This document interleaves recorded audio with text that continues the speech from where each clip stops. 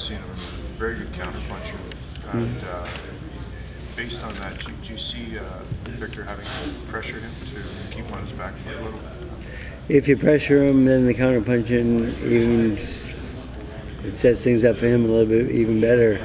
So I don't think we have to pressure him. No, I think we're going to outbox him and try to keep him at distance with our jab. And the jab is the key to the fight. And whoever's going to pull that off, that remains to be seen. I know you said, Freddie, that you brought in guys who fought right, fought left, fought both. If there's a way that Victor can keep Bud where he has to keep guessing and keep switching, could you use that to your advantage to where maybe he doesn't know which way to go and can't settle in one way or the other? Yeah, I mean, a good jab and a powerful right hand, I think, can take care of that right down the middle. And I think Crawford's a little bit loops his punches a little bit, not the straightest puncher in the world right now, because I think he's getting a little confused with the southpaw and right-handed stances himself. Because I don't really believe it's a good thing to do in boxing. And you've had some guys with success in the past do it. Very few, but a couple good ones. So, what side do you think he's better from? Left. Do you feel that's maybe a revolution in the sense of boxers because it's being done more so? I mean, Andre Durrell does it. I don't think it's done more. No, I think it's back in the same day. Mickey Ward used to do it, but he would do it on the ropes, and Marvin Hagler did it. And you had guys that would do that, but you had trainers like Eddie Fudge who don't believe in it, and I don't believe in it because my coach didn't teach me that way. And, if I could perfect one side, that would be hard enough. It's a little more seamless now, though, in the sense of how Crawford does it is more fluent, more has more fluidity. To you, but not to me. I don't see it. I see he's weak on the right-handed stance, and he's strong on the southpaw stance. That's all I see. And when he gets caught in the middle, he's square. Do you notice him getting caught in the middle when he's switching? Of course. It's not seamless? Yeah, it's not seamless, no. The only way it's seamless is when he decides to change during in between rounds. Do you see, when you're watching him, do you see any circumstances under which you think he's going to switch? Is it when he's under a bit of pressure, when he's struggling a little bit, or is it random? He's just doing it to do it? I think it's more random, but I really don't. I'm really not inside his head, so I can't really guess at that. I'm curious about your relationship with Victor, what it was like when, this is your fourth fight together. Was it almost a Manny-like case of him showing up at Wildcard looking for another trainer? A little bit. He showed up at Wildcard, and Manny was fighting a tall opponent at that time, and I needed some sparring partners to come to the Philippines with me, and so I brought him over. And he worked every day, and he's very good work. And being in the corner by himself while I'm training Manny and so forth, he's making adjustments on his own, and I saw that, and I liked that, and he adapted to Manny's style better than most, and that's why we're still together. Seems like a good, humble guy. Oh, he's a very nice guy. He is humble, and he's never late. He shows up on time. He's great to work with. Yeah, but the thing is, he likes to go off schedules, and he doesn't like when schedules change and so forth, so you have to work with him a little bit on that. Right. And don't tell him that he's going to box 6 rounds tomorrow when he's going to box 8. Right. So he likes to know, and he likes everything on schedule. He seems to be very Klitschko-like in that, the business-like aspect. Everything seems to be business with him. Everything is business, yes. Yeah, 100%. We can't just go with it and see what happens. The victories that you've had with Victor have been by knockout and both by uppercuts. Is this something that you're looking to do with in this fight too? Set that up? Well, yeah. But it all works behind the jab, and the jab sets everything up, and he breaks people down, and he doesn't really go for the knockout until the later rounds, until he knows he has the guy in a bad spot. So he does break it down, and he's very good at that. I mean, he doesn't like. He's not going to go in there and get caught early, look for an early knockout or anything like that.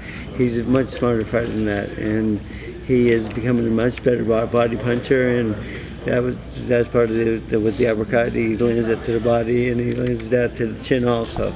It's a very good shot for him, the right uppercut, and something we work on every day.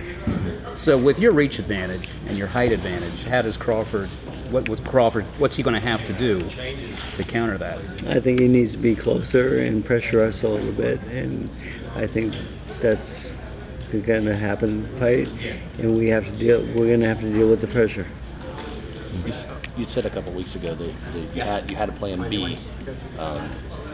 How important is that against a guy like Crawford if you can switch maybe how the fight's going in the middle of the fight with the swings? Yes. To be able to counter that with something yourself. We have to be adaptable in the fight for sure. We have to, we have to deal with the change in stance and so forth also. And there is a big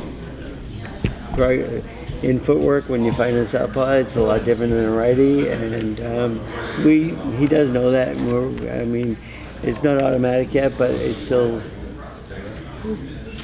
a little bit awkward. But it's something we can control. Yeah. What would you say is Crawford's best quality? I think Crawford's best quality is he's a real good counterpuncher, and when you lead to him, and if you lead to him, and if you bring him back hands back low and so forth, he will counter over the top really quickly. And I think speed might be one of his best assets. He is very quick. As for Postol, as we were talking to Aaron during Crawford's media, he expressed how he felt Lomachenko was slightly more dynamic than Golovkin, but where do you feel Postol falls amongst the European fighters right now? It seems like they're kind of taking over boxing. Well, I think he's as good as any of them. He's undefeated, and he has the perfect record so far. He's doing quite well, and he's learning all the time. He's getting better and better in each fight. So I think we're right there with him. But when they put us in bigger fights and bigger names, then we'll grow. Just because none of us have really seen it, and you have in the gym, how's Victor against a left-handed guy, in case that's the guy you see a lot this week? He does okay with the lefties. He's a little more comfortable with the right-handed, fighting right-handed people, but he does know the adjustments to make him, the footwork he has to obtain to nullify any advantages from the southpaw side, yes. Freddie, the Crawford camp I've read a little bit, make a bit of an issue about maybe Postol holds a lot of the inside. Yeah. Is that something you noticed? Like before you started working with him? No. I've seen him fight. I can't say he stood out to me. But I think there's a big difference between holding or tying the fighter up. Right. And I think tying the fighter up is part of the game, and it's something you do when you have to or need to, and I do teach that.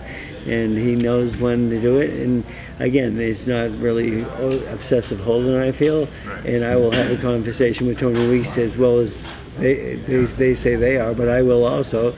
And and I'm going to ask him there, and he knows as a professional referee that there is tying a fighter up for reasons and so forth.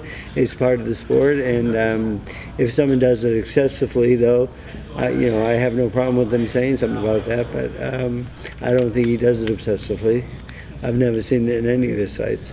Is that important? Sorry, is that important with a longer guy who works so much off his jab to be able, if a guy does get inside, do that to kind of reset where you can location-wise and distance? Yeah. Mm-hmm. Freddie, how much different was preparation for Crawford than it was in comparison to Matisse? We basically followed the same program. It's the sparring partners were different because of they're not the same fighters, of course, and so the sparring partners were the biggest difference in that. We had sparring partners who were more like Crawford and less like Matisse. Is there anything Postol Victor will have to do differently than he normally does to win this fight? No, I think if he sticks to the game plan, we'll be fine. Obviously, you expected him to beat Matisse. Were you pleasantly surprised at the way he broke him, really, in that fight? I was. I didn't expect that. I thought he would get up. Everyone else was celebrating. I was sitting down waiting for him to get up. And I says, this guy's going to get up because he's always getting up. But when he didn't get up, I was very surprised. And I think he still is suffering from that eye injury because I think he had to cancel a fight recently. And but he is getting towards the end of his career, and it might be over. Was there a point in that fight where you felt the tide turning? Because you talk about how Victor can be quite methodical. He'll take time and then he'll slowly start breaking people down. And then when he does, he sort of seems to go up an extra gear. I told him the round before he took it out. I said, "It's okay, let's pick it up." When I tell Postol to pick it up, he knows what I mean, and it means it's time. So it was the same with the fight at the Forum. I didn't work the middle of the fight at the Forum, though. I let Marvin work the middle that night because I wanted Marvin to get more experience as a cornerman. So I had Marvin, and I said, "Okay, Marvin, tell him it's time. Let's go." And it was that was a great fight also. Do you think this fight will be similar in that after a couple rounds go by, Postol will look better and better as he gets his steam going? I think we plan on that, but then of course we're in there with a fighter who's going to make adjustments also. So I think it's going to get better and better, and on both sides, and who can pull the game plan off is going to be the winner, I feel. Because both guys heat up as the fight goes on, is the fight itself probably going to heat up at some point in the fight? I think so. I think it's Crawford does. He starts a little bit slow usually, and usually he starts from the right hand stance, and not his best stance. I'm thinking he might start off right away as southpaw. That's something I've been thinking about a lot, and how he's going to come out. Because the last couple of fights, he's blown the first three rounds of his last two fights by fighting right-handed, I feel, and I think maybe he's better from the southpaw side. But I can only guess at this point. Do you think your guy's the better puncher heading into Saturday night than Crawford? I won't say he's a better puncher. I think that might be about even. He does have good power with his right hand, but he's just learning how to sit down on that a little bit better now, and he's used it in the last two fights. But I'm not going to say he's a better puncher. I think they're both pretty good punchers. They're both about equal, I think, at this point. Do you see a similarity in their ring demeanor in that neither one seems to panic and they stay disciplined in the game plan? They are both very disciplined people, and Crawford is probably he's a little faster and a little bit more mobile, and my guy's a little bit more robotic and right down the middle. So I like to right down the middle a lot there because I think Crawford loops his punches a little bit, and when he does that, he'll get caught down the middle. Is Crawford's speed going to be a big problem for Postol to get past? Probably the biggest problem out there is his speed, yes. One more quick question about the inside fighting. They were referring to it as holding. You're saying it's not. It's tying a fighter up, which makes sense. Do you think as a result they might be a little more hesitant to go inside knowing he's good at tying the fighter up when he needs to? Possibly, but I think it will happen. It will happen in the fight for sure. I mean, and the thing is, in Postol, when the guy gets close to him and inside it, he is taught to tie him up, and until the referee breaks him, or if someone maybe relaxes a little bit and then you let a couple shots go. So again, there's a big difference between holding and tying the fighter up. And I'll have a discussion with Tony Weeks, and he knows the rules as well as anybody. Is there anything in particular that you would bring up in Crawford's behalf of what he does in the ring that you want the referee to keep an eye on? Nope. Was that true that you did have spies in this camp all the way in Nebraska? Did he train in Nebraska? What the spies tell you? HBO covered him in Nebraska the whole time. He did train him half the camp in Nebraska and half the camp in Colorado Springs, and then he'd go home to see his baby be born. My guy didn't have that luxury. I knew where my fighter was, and then he was in New York at the fight, watching the fights there, enjoying New York and working out there also. And I think my fighter is just much more disciplined than him. That's why we'll win. Does that harden a fighter being a part of those during camp, or does that weaken him? Just kind of things of activity. Moving around and a lot of activity, I don't think is the best thing in the world for fighters. My fighter was home asleep every night So Crawford, he's a young man, and he's a star right now. In the sense of the child's birth, do you think that affects the fighter if he's there to win the series? Does that come to it? I don't know. They both won it badly, of course, and but I think discipline is very important in boxing, and my guy is more disciplined than Crawford at this point, I feel. You're a little bit relieved that Victor's wife had the twins the other day. He doesn't have to worry about that anymore. I am relieved. I think it's good for him. I think it's it motivates him, and now he has 2 more mouths to feed. he needs to make some more money. He said he promised his wife 2 titles, 1 for each. Did he talk to you about that? Yes, about the 2 belts. And Does that put more pressure on the fight at all? no, not pressure. It's more fun. And we just got to decide which one's the BO champion and which one's the BA. Freddie, Victor's a good boxer, but are you going to want him to fight on the front foot, go into Crawford more than he usually likes to, or just be himself? Be himself. When do you expect Postol to move up and fight some of the bigger names at 147? Both guys have a little bit of trouble making 40. I know, and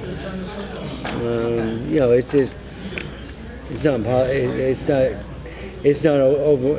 It's a little bit of work for them to make 140, and I think both of them will move up to 47 soon. And the winner could fight Pacquiao, so that could happen right away. What happens in that situation? Would Marvin train him and you would train Pacquiao? I've thought about that, but Marvin is a Filipino, and we couldn't ruin his life. So I think we'd have to go in a different direction. Me and Marvin would stay on Manny with Manny, and he would have to go with somebody else, and I'd make sure he was in good hands, though, because he is a friend of mine, and he is one of my fighters, and I do like him a lot. I respect him a lot also. But I could, if a big fight like that came up, and he had a chance to make a lot of money, fight Manny Pacquiao, I couldn't deny him that. Freddie, and as for Aaron, he says that Tiger could possibly return to 140. Do you feel that fighting Crawford at 140 suits him better than at 147, or what's your take on that situation? Well, Manny's been fighting at 47 for a while now, but he can make 140 pretty easily. And I just have to sit down and talk to Manny about where he's more comfortable at this point, and how much he wants to have for breakfast. You've always said he has more power if he would go down to 140, right? Yes, yes. I think he's a better fighter at 40, yes. What changes have you made with Postol since you started working with him? I just teach him to sit down and punch a little bit more, and use his power a little more effectively, and he does it quite well. And but believe me, he was a good boxer when he came to me. I didn't make him what he is today. We're trying to improve all the time, but just getting him ready and getting the game plan down. He listens very well, and he follows instructions good. I'm very happy with him. Freddie, Crawford's team has had fun during this promotion of poking fun at you about how much time you spend with your fighter and the fact they're around their guy all the time. Mm-hmm. Fact of the matter is, though, you've had to come up with answers in the corner during a fight, and they haven't had to do that at this point. Is there an advantage to making them have to come up with a solution over there in that corner because they haven't had to? Possibly, yeah. I don't know who's in charge of the training with them and so forth. I don't even know his name. But the thing is, I don't know if it's true that he said I can't train cats. Fred. Well, that's what I heard. Yeah, but I actually have 2 cats and they're very well. Freddie, what's the reason that more times than not the other trainer does try to have some bad things to say about you before the fight? If he has bad things to say about me, I wish he would just say it to me, because I don't really care about that, because I don't really care if he likes me or dislikes me. I'm just here to do my job. The thing is, I did say that the loser will go back to Nebraska, and I think they got pissed off with that. But I was just playing a little bit, just some maybe. Well, I think the actual quote was, "Let the best man win and let the loser go back to Nebraska." Well, I'm just filling it. We all heard it, Fred. Fred You gave the Reader Digest curve version. Freddie, and do you look forward to a fight more so when you have a trainer across the ring that you have history with, like maybe Ronald Garcia? Or It has nothing to do with the fight at all. No, it will not. Believe me, it will not make me jealous. It will not make me want my fighter to go out there making mistakes, and no, they can't get to me. It's impossible. You really don't get up in situations like that? Like when you're facing another legendary trainer, like if Nacho's across from you or Floyd Senior? Oh, Nacho, that's a different story. He's a talented guy. This guy's not proven. We don't know this guy. Is he a good trainer? We don't know. We never saw him on the pressure yet. We'll see. Freddie, what do you think about Crawford getting a lot of trainers in between rounds, like different trainers, giving him instructions? Most foolish thing I've ever heard in my life. Do you think that maybe confuses the fighter? Of course. A lot of experts, a lot of people saying Crawford's all wrong for Pacquiao. That's the worst fight for him to take at this stage. I think it's a pretty good fight, actually. I think it is, but he's going to have to get by my guy first. This one, he's going to have to win here. This is a big test for him. I feel this is the best fighter he's ever fought. I feel. So I mean, Postol's the best fighter Crawford's ever seen. yes, as a pro, yes. Will this answer any questions we have about Crawford Saturday night? I believe so. Yes. Is Crawford the best person that Victor's fighting? I know you said Matisse is a better fighter than Terrence was. Matisse probably was a better fighter at one time, but he's getting a little bit older and so forth. I think Crawford's a better fighter at this point. I think we're in a tough fight. I know, but that's what boxing's all about.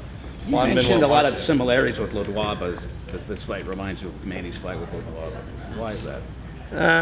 Because I come to Vegas and I tell everyone that my guy's going to win, and they all think no, and they're shaking their heads no, and then I go to Bruce Trampler, who I trust and I like a lot, and so forth, and I said my guy's going to win this fight, and he just looks at me like I'm crazy, like he did when I brought Manny in to fight Ludwaba. And then when I went to the sports book to get a bet down on Manny to beat Ludwaba, they wouldn't take the bet. And so, like the odds here are like 6-1 or something like that, and like no one's giving my guy a shot, and I actually feel good about that because I know my guy has a shot. I know we've done everything possible to get ready for this fight, and I just feel good about where we're at right now. You gonna place a bet? I might.